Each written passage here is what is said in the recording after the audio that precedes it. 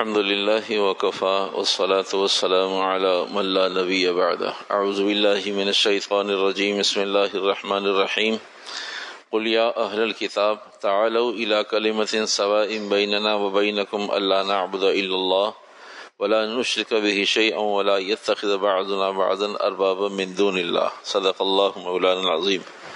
آج کے سوا سپارے میں 18 رکوع 180 آیات پر مشتمل پہلا مضمون اللہ سبحانہ وتعالیٰ نے ارشاد فرمایا، اے ایمان والو، ہم تم سے راضی ہیں، تم سے پہلے جتنے بھی انبیاء علیہ الصلاۃ والسلام آئے ہیں ان سے متعلق جتنی امتیں ہیں، اب تمہاری ذمہ داری ہے کہ تم انہیں محمد صلی اللہ علیہ وسلم کا دین سمجھاؤ، بتاؤ، یہاں تک کہ اہل کتاب یہود اور نصارہ اپنے اپنے زمانے میں اپنے اپنے نبیوں کی تعلیمات پر عمل کر کے وہ جنت میں پہنچ گئے۔ جو بقیہ ماندہ یہود و نصارہ ہیں قیامت تک رہیں گے، انہیں تم اپنے نبی کی قرآن حکیم کی حقانیت بتاؤ اور سمجھاؤ۔ مسلمانوں نے کہا، اے اللہ، وہ نہ ہمیں اچھا سمجھتے ہیں نہ ہمارے قریب آتے ہیں۔ اللہ سبحانہ تعالیٰ نے ہی مسلمانوں کو قرآن حکیم میں یہ آیت ارشاد فرمائی، کہا تم ان سے اس بات پر گفتگو کرو جس پر وہ اور تم متفق علیہ ہیں، جس پر تمہارا ان کا اتفاق ہے۔ اے اللہ، کس چیز پر اتفاق ہے ہمارا ان کا؟ کون سی ایسی چیز ہے کہ وہ ہماری مانیں، ہم ان کو مانیں؟ تو اللہ سبحانہ تعالیٰ نے ارشاد فرمایا، قل یا اہل الکتاب تعالوا الی کلمۃ سواء بیننا وبینکم الا نعبد الا اللہ۔ تم ان سے کہو کہ تمہارے رب نے تمہیں کیا بتایا ہے؟ ہمارے رب نے ہمیں یہ بتایا کہ ہم اللہ کے سوا کس کی عبادت نہ کریں۔ تمہارے رب نے تمہیں کیا بتایا ہے؟ جبکہ رب دونوں کا ایک ہے، تو تمہارے رب نے جو تمہیں تعلیمات دی ہیں وہ بھی یہی ہیں کہ اللہ کے سوا کسی کی عبادت نہ کرو۔ کہا ہمیں بھی اللہ نے یہی کہا ہے۔ تو جب اللہ نے تمہیں اور ہمیں ایک کہا ہے تو اس مضمون میں ہمارا تمہارا اتفاق ہے۔ کہا اور کیا کہا؟ کہا یہ بات بھی کہی، وَلَا نُشْرِكَ بِهِ شَيْئًا، ایک ماننے کے ساتھ ساتھ میرے ساتھ کسی اور کو بھی نہ مانو۔ وَلَا يَتَّخِذَ بَعْضُنَا بَعْضًا أَرْبَابًا مِّن دُونِ اللَّهِ، میرے سوا کسی اور کو رب تسلیم نہ کرو، رب نہ مانو۔ تو کہا یہ بات تو ہمیں بھی اور تمہیں بھی اللہ سبحانہ تعالیٰ نے یکساں فرمائی ہے، تو پھر اختلاف کس چیز کا ہے؟ تو یہ اصول اور ضابطہ حق سبحانہ تقدس نے مسلمان بندوں کو یہود و نصارہ کے لیے ضابطہ ارشاد فرمایا کہ تم اس طرح انہیں قریب کر سکتے ہو۔ آیت مبارکہ کے ذیل میں جو بات بتانی مقصود ہے وہ یہ، اے مسلمانوں، تم قیامت تک کے آنے والے تمام انسانوں کو، تمام مذاہب کو، تمام قوموں کو عبادت کے ذریعے اپنے رب کے قریب کر سکتے ہو۔ عبادت کے ذریعے تم انہیں اپنے قریب کر سکتے ہو۔ مسلمانوں نے عبادت کے ذریعے تو قریب نہ کیا، یہود و نصارہ نے خواہشات کے ذریعے مسلمانوں کو اپنے قریب کر لیا، کیونکہ ان کے پاس جو چیز تھی، اللہ نے کہا کہ تمہارے پاس عبادت سالڈ ہے تو تم اس میں کوئی شک و شبہ نہیں، تم اپنی عبادات کو پیش کر دو کہ ہمیں ہمارے رب نے کہا۔ اتفاق والی چیزوں پر آ جاؤ۔ اللہ پر اتفاق ہو سکتا ہے، تمہارا بھی کوئی نبی ہے، اس ایک اللہ نے تمہیں بھی کوئی نبی دیا، ہمیں بھی کوئی نبی دیا۔ ہمارا نبی اور تمہارا نبی، کیا اس میں آپس میں کوئی اختلاف تھا کہ وہ کچھ اور کہتے تھے، ہمارا نبی کچھ اور کہتا ہے؟ کہا نہیں، نبی کی تعلیمات بھی ایک سی ہیں۔ کہا تمہیں بھی تمہارے رب نے کوئی مذہب اور راستہ دیا ہے، کوئی دین دیا ہے، ہمیں بھی دیا ہے۔ کیا تمہارے دین میں شرک کرنے کی اجازت ہے؟ کہا نہیں۔ کہا ہمارے دین میں بھی نہیں۔ کہا تمہارے دین میں نبی کی مخالفت جائز ہے؟ کہا نہیں۔ کہا ہمارے نبی نے بھی یہی بتایا۔ کہا ساری چیزیں تو متفق علیہ ہیں، پھر یہ اختلاف کس چیز کا ہے؟ تو اللہ نے مسلمانوں سے کہا کہ تم انہیں دین پہنچاؤ، دین سالڈ ہے، اس پہ کوئی اعتراض نہیں کر سکتا۔ ان کے پاس خواہشات سالڈ تھیں، انہوں نے دیکھا دین ہمارے پاس نہیں ہے، ہم دین کے ذریعے تو مسلمانوں کو قابو نہیں کر سکتے، اس لیے کہ آپ علیہ السلام کی نبوت کے بعد عیسیٰ علیہ السلام کی نبوت پر لے کر آئے، موسیٰ علیہ السلام کی شریعت پر لے کر آئے، یہ تو عقل بھی اور شریعت بھی مانتی نہیں ہے۔ جب آخری نبی آ گئے ہیں تو پہلے والے سارے انبیاء علیہ السلام کی جو شرعی چیزیں تھیں، جو احکامات تھے، وہ اللہ نے فرمایا اب محمد صلی اللہ علیہ وسلم کی کتاب اور محمد صلی اللہ علیہ وسلم کی نبوت کو تسلیم اور قبول کیا جائے۔ ان کے پاس سالڈ کیا چیز تھی؟ وہ خواہشات تھی۔ ہمارے پاس سالڈ دین تھا، ہم نے اپنا سالڈ اللہ کا دیا ہوا دین پیش نہیں کر سکے تو انہوں نے سالڈ خواہشات پر ہمیں مجبور کیا. ہم نے انہیں دین نہ دیا، انہوں نے ہمیں خواہشات کے ذریعے قریب کر لیا.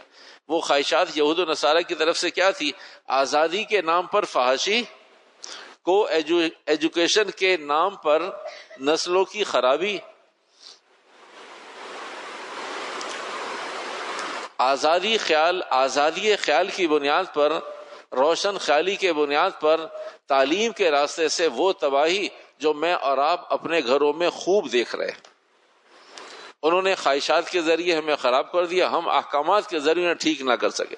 تو اللہ سبحانہ وتعالی فرمایا قیامت تک جب بھی لوگ خراب ہوں گے باوجود تعلیمات کے. آج ہمارے پاس تعلیمات ہے نا، قرآن نہیں ہے موجود ہے، نبی کی تعلیمات نہیں ہے موجود ہے، شریعت نہیں ہے موجود ہے، احکامات نہیں ہے موجود، سب کچھ تو موجود ہے. جب خواہشات غالب آ جاتی ہیں تو پھر دین، احکامات، شریعت، نبی کی تعلیمات سب مغلوب ہو جاتی ہیں.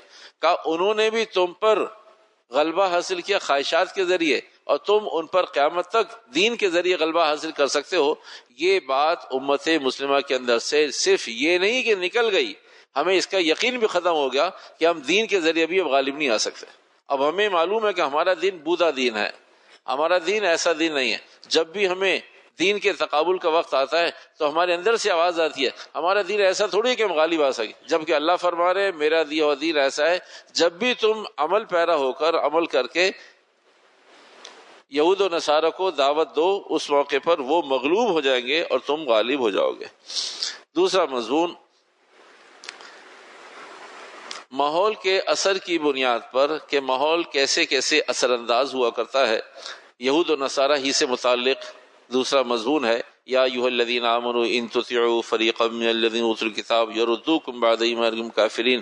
اللہ پاک نے ارشاد فرمایا اے ایمان والو تم اس بات کو اچھی طرح گرہ مان لو، جب بھی تم نے یہود و نصارہ کی جو بات بھی مانی وہ تمہارے دوست نہیں ہیں. یہ ہم بتا رہے ہیں، اللہ فرماتے ہیں ہم بتا رہے ہیں وہ تمہارے دوست نہیں ہیں. جب بھی کوئی ان کی بات مانی، اس بات کے راستے سے انتہا یہ ہوگی کہ وہ تمہیں ایمان چھوڑ کر کفر پر مجبور کر دے. اور پہلے آدمی کا ماحول بدلا کرتا ہے، پھر آدمی کا قول بدلا کرتا ہے. آدمی کفر جلدی سے اختیار نہیں کرتا. پہلے پہننے اوڑھنے میں کوئی بات نہیں، کیا ہو گیا، کھانے پینے میں کوئی بات نہیں، معاشرت میں کوئی بات نہیں، قضاء و سیاست میں کوئی بات نہیں، لائف اسٹائل میں کوئی بات نہیں، گھروں کی تعمیرات میں کوئی بات نہیں. ساری چیزوں میں آہستہ آہستہ دھیرے دھیرے اللہ فرماتے اگر تم نے کوئی بات کسی راستے سے، تعلیم کے راستے سے مانی تو تعلیم کے راستے کفر موجود ہے.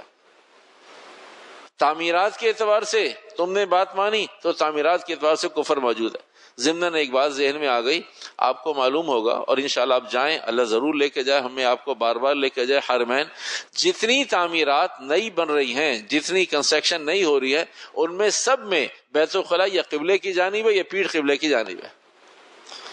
اور انہیں یہ بات سمجھا دی گئی کہ یہ سب بیکار کی باتیں ہیں، پرانے زمانے کی باتیں یہ، اور بیت اللہ تو ویسے ہی نیچے، ہم تو 40 50 60 200 منزل پر بیٹھے ہیں، یہاں اگر قبلے کی جانب ہو بھی کیا منہ تو کیا ہو گیا.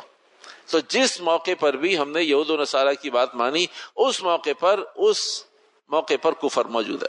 تعلیم کے راستے، تعمیرات کے راستے، معاشرت کے راستے، معیشت کے راستے، قضاء و سیاست کے راستے، ایگریکلچر کے راستے، جس راستے میں مان لیں گے اللہ فرما رہا ہے، یا ایھا الذین آمنوا ان تطیعوا فریقا من الذین اوتوا الکتاب، جب بھی تم نے اہل کتاب کی کوئی بات بھی مانی، یردوکم بعد ایمانکم کافرین، تو وہ تمہیں ایمان چھڑوا کر کفر پر ڈال دیں گے. یہ اللہ سبحانہ وتعالیٰ فرما رہے ہیں، اور قیامت تک کی صبح کے لیے ضابطہ موجود ہے. آج کے مضمون سے متعلق تیسرا مضمون یہ بھی یہود و نصارہ ہی سے متعلق ہے. اللہ فرماتے ہیں تم نے ان کی بات ماننے پر تھوڑی سی سستی کا مظاہرہ کیا. اے ایمان والو، ایمان کے ساتھ سستی نہیں، سستی کے ساتھ ایمان نہیں. وَلَا تَهِنُوا وَلَا تَحْزَنُوا وَأَنْتُمُ الْأَعْلَوْنَ، کہا تم سستی نہ کرو، اور جب سست ہو جاؤ گے تو سستی کے ساتھ ساتھ غم موجود ہے. پہلے تم سستی کو اختیار کرو گے پھر مغموم ہو جاؤ گے. جب آدمی سست ہو جاتا ہے تو اسے اپنے کام بگڑتے نظر آتے ہیں، اسے اپنے کام آگے پیچھے ہوتے نظر آتے ہیں. وَلَا تَهِنُوا، تم سستی کو اختیار نہ کرو. وَلَا تَحْزَنُوا، اگر سستی کو اختیار کرو گے تو پھر مغموم ہو جاؤ گے، غم زدہ ہو جاؤ گے. اور مغموم قومیں، غم زدہ قومیں کوئی بڑا کام نہیں کر سکتے. اس لیے پہلی بات قربان جائیے اللہ نے کیسا اصول بتایا ہے کسی آدمی کا بھی ایمان ختم ہونے کے لیے فرمایا تم پہلے مغموم ہوگے، مغموم سے پہلے، غمزدہ ہونے سے پہلے تم سستی کو اختیار کرو. جب سستی آئے تو سستی کا اینڈ یہ کہ ایمان خطرے میں پڑنے والا ہے. نماز میں سستی آئے گی، ایک وقت آئے گا نماز چھوڑ دے گا، جب نماز چھوڑ دے گا پھر حج و زکوٰۃ بھی چھوڑ دے گا. آہستہ آہستہ دھیرے دھیرے. تو کسی بھی عمل کی سستی، روزے میں سستی آئے گی، تراویح میں سستی آ جائے گی، تراویح میں سستی آئے گی، ایک سال سستی آئے گی، اگلی دفعہ 10 20 50 سال کی بات، ارے بھائی میں تو ایک عرصے سے نہیں پڑھا، آپ مجھے کیوں مجبور کر رہے؟ پہلی دفعہ روزہ چھوڑا تھا، تراویح چھوٹ گئی، ایک سال چھوٹا، دوسرے سال کا پچھلے سال بھی نہیں پڑھی، اس سال بھی نہیں پڑھی، 3 سال ہو گئے، 4 سال، 10 سال، 20 سال ہو گئے، پھر 20 سال 50 سال کے بعد کوئی آدمی کہتا ہے تراویح، کہا میں تو 50 سال سے نہیں پڑھی، آپ مجھے مجبور کیوں کر؟ تو یعنی 50 سال سے نہ پڑھنا ابتدا کہاں سے ہوئی تھی؟ پہلی دفعہ روزہ اور تراویح چھوڑنے سے. جب جس عمل میں سستی آئے گی، سستی کے بعد کچھ عرصے کے بعد آدمی مغموم ہو جائے گا، غم زدہ ہو جائے، اوہو میں تو نماز پڑھتا ہی نہیں ہوں، میں نے تو کبھی نماز پڑھی نہیں، مجھے تو قرآن آتا ہی نہیں. آپ بھی کبھی بھی عام آدمی نہیں، نمازیوں کو بھی آپ بہت سارے نمازی ایسے مل جائیں گے کہ یہ پریشانی، قرآن پاک کی آیت پڑھے، یہ سورت پڑھے، کہا میں قرآن پڑھا ہوا نہیں ہوں. ہے صف اول کے نمازی، کہ میں قرآن پڑھا ہوا نہیں. کہا میں بچوں سے کہوں، اہلیہ سے کہوں، وہ پڑھ دے. ارے بھائی پریشانی آپ کی ہے، غمزدہ آپ ہیں، سست آپ ہیں، پریشان آپ ہیں، احکامات کی پاسداری ہمارے پاس نہیں ہے، کسی اور کے پڑھنے سے کیا ہوگا؟ تو بہت بڑی تعداد ایک مسلمانوں کی ایسی ہے، وہ نماز پر آ گئے لیکن آج تک انہیں فکر نہیں ہوئی کہ میں نے قرآن حکیم اول تو پڑھا نہیں ہے، اگر پڑھا ہے تو کبھی پتہ نہیں کس سے کیسا پڑھا ہوا ہے. ایک پتہ کی بات بتاؤں آپ کو، اگر آدمی کو قرآن پاک صحیح پڑھنا آتا ہوگا نا تو وہ زور سے پڑھے گا. آپ نے دیکھو کبھی بھی آدمی تلاوت کر کے پڑھ رہا ہوتا ہے، کیوں؟ اسے معلوم ہے کہ برابر والے نے اگر سن لیا تو مشکل ہو جائے گی، پتہ چل جائے گا کہ میرے قرآن پاک کا حل کیا ہے. بہت سنجیدہ آدمی بھی آواز سے نہیں پڑھے گا، سارا دن قرآن پڑھتا رہے گا، آواز سے نہیں پڑھے گا. اسے معلوم ہے آواز سے پڑھوں گا تو کل ہی کھل جائے گی. نہیں پڑھا قرآن پاک نہیں، پتہ نہیں کب کیسے پڑھا ہے. تو میرے بھائیو میرے پاس آج وقت ہے نا، اللہ نے مجھے مہلت دیا، اللہ نے مجھے موقع دیا ہے، اللہ مجھے زندگی دی ہے، اللہ نے اتنی ساری نعمتیں دی ہیں، تو بھائی تھوڑا تھوڑا رمضان کو ہی بنیاد بنا لیں. رمضان کو ہی بنیاد بنا، کوئی حرج تھوڑی ہے کہ میں اپنے بچے سے کہوں کہ بھائی مجھے میرا قرآن پاک سن لیا کرو، بھائی میرا قرآن پاک ٹھیک نہیں ہے، بھائی میرا تلفظ ٹھیک نہیں ہے. میں اپنی بچی سے کہوں، میں اپنے گھر والوں سے کہوں کہ جس کا قرآن بھی ٹھیک ہو، بھائی کہیں باہر جانا مشکل ہے نا، فیس دینا مشکل ہے، قاری صاحب کو بلانا مشکل ہے، کس کو پتہ چل جائے گا عزت کے خلاف ہے. تو بھائی گھر کے لوگوں کو تو معلوم ہے نا کہ ہمارے ابا کو قرآن پڑھنا نہیں آتا، ہمارے دادا کو قرآن پڑھنا نہیں آتا، بھائی ہماری اماں کو قرآن پڑھنا نہیں آتا، تو کیا حرج کی بات ہے؟ تو بھائی اگر ایسی صورت میں آج ہی رمضان کو ہی بنیاد بنائیے. بھائی قرآن پاک بھی اگر پڑھنا نہیں آتا ہوگا تو پہلے سستی ہوگی، پہلی دفعہ سستی ہو گئی، اب سوائے غم کے اور کچھ نہیں ہے. میں اتنا بڑا ہو گیا. ایسے بہت سارے لوگ امت میں موجود ہیں جن کے بچے حافظ ہیں، انہوں نے خود قرآن نہیں پڑھا، نہیں پڑھنا آتا، وہ اپنے بچوں پہ تکیے کیا ہے. کہا میری تو 2 بیٹیاں بھی حافظ ہیں ماشاءاللہ. کہا آپ؟ کہا میں نے 2 بچوں کا حافظ بنایا نا. کبھی بچوں کا نہیں پوچھ رہے، آپ کا پوچھ رہے ہیں. کہا میرے 2 بچے حافظ ہیں، خود قرآن پاک پڑھنا نہیں آتا. ولا تہنوا، یا سستی ابتدا ہوا کر دیا، سستی کے بعد ولا تحزنوا، پھر آدمی غم زدہ ہو جاتا ہے. اوہو اب وقت حاصل نہیں نکلا، وقت ابھی نہیں نکلا. جب تک سانس باقی ہے، وقت نہیں نکلا. ایک بات یاد آ گئی، بتا دو. حدیث مبارکہ میں آتا ہے کسی بچے نے قرآن حکیم پڑھنا شروع کیا اور اس کا انتقال ہو گیا. 1 سپارہ 2 سپارے 3 سپارے پڑھے، قرآن حکیم پورا نہیں کر سکا، مر گیا. حدیث مبارکہ میں آتا ہے کہ وہ قیامت کے دن حافظ اٹھے گا. قیامت کے دن بولے نا، حافظ اٹھے گا. سوال یہ پیدا ہوتا ہے کیوں اٹھے گا؟ اس نے حفظ کیا نہیں، 1 سپارہ حفظ کیا تھا. حدیث مبارکہ میں آتا ہے کہ اللہ اپنی قدرت سے ایک فرشتوں کو مقرر کرے گا کہ اسے قبر میں یاد دلا، قبر میں قرآن پاک یاد کروائے گا وہ، اور قیامت کے دن حافظ صاحب اٹھیں گے. اس لیے کہ اس نے کام شروع کر دیا. بھائی میں اور آپ بھی تو کام شروع کر سکتے ہیں، ہمیں کیا معلوم کتنی زندگی ہمارے پاس. ایک رمضان اللہ نے موقع دے دیا، کان میں بات پڑ گئی ہے. تو بھائی جس کو قرآن پاک صحیح پڑھنا آتا ہے وہ بھی اہتمام کرے کہ بھائی اور زیادہ مجود انداز میں تجوید کے ساتھ پڑھ لے، مخارج اچھے ہو جائیں، تلفظ پروننسیشن اچھا ہو جائے. ولا تہنوا ولا تحزنوا وانتم الاعلون، کہا دیکھو غالب تم ہی رہو گے. کب تم غالب رہو گے؟ یہ ایمان کی بنیاد پر آدمی غالب رہے گا، لیکن ایمان خود کب سنبھلتا ہے؟ جب سستی بھی نہ ہو، اور سستی نہیں ہوگی تو غم نہیں ہوگا، غم نہیں ہوگا تو ایمان غالب رہے گا. اللہ پاک ہم سب کو صحیح پر آنے کی توفیق عطا فرمائے. الحمدللہ رب العالمین والعاقبۃ للمتقین والصلاۃ والسلام علی سید الانبیاء والمرسلین برحمتک یا